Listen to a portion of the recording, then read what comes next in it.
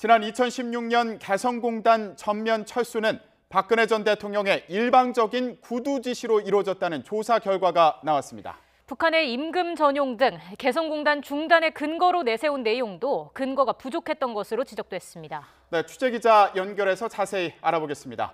황혜경 기자. 네, 통일부입니다. 네, 오늘 지적된 내용들은 통일부 정책혁신위원회 조사 결과죠. 네, 그렇습니다. 일단 혁신위에서 확인한 내용을 보면 지난 2016년 2월 북한의 장거리 미사일 발사 직후 소집된 국가안전보장회의에서 개성공단 전면 중단을 결정한 적이 없습니다.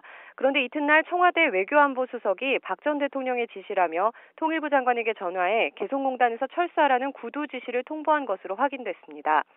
당시 정부는 국가안보와 국민 안위를 위해 NSC에서 개성공단 중단을 결정했다고 발표했는데 이와는 배치되는 겁니다. 위원회는 또 박 전 대통령의 구두 지시 이후 청와대가 NSC 상임위를 다시 소집해 개성공단 중단 결정에 절차적 정당성을 부여했다고 밝혔는데요. 다만 이 같은 구두 지시가 누구에 의해 어떤 절차를 거쳐 진행됐는지는 청와대 자료가 대통령 기록물로 지정되는 바람에 확인하지 못했다고 덧붙였습니다. 이런 가운데 당시 정부가 개성공단 중단 결정의 근거 가운데 하나로 든 북한의 임금 전용 문제는 증거도 불충분한 상황에서 청와대의 지시로 포함됐다는 사실도 드러났습니다. 이 과정에서 통일부는 청와대와 다른 의견을 갖고 있었던 것으로 확인됐지만 받아들여지지 않았다고 혁신위는 설명했습니다. 네, 과거 남북회담 과정에서 우리 측 수석 대표가 중간에 바뀐 적이 있는데요. 이에 대한 조사 결과도 나왔다고요. 네, 지난 2013년 7월에 열린 개성공단 재가동 문제를 협의하기 위한 남북 실무회담이었습니다. 2차 회담 이후 우리 정부는 이례적으로 수석 대표를 교체했는데요. 당시 통일부는 내부 인사 수요에 따른 인사 발령 조치라고 밝혔지만 실상은 수석 대표가 북한에 대해 좀 더 강경하게 나가지 못했기 때문에 교체됐던 것으로 드러났습니다.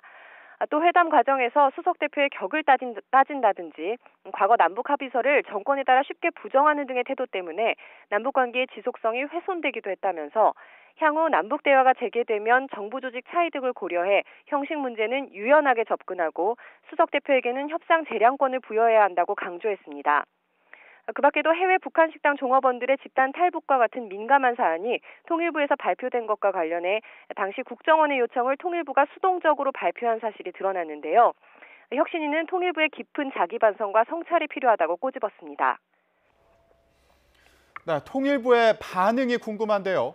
어떤 입장을 내놨습니까?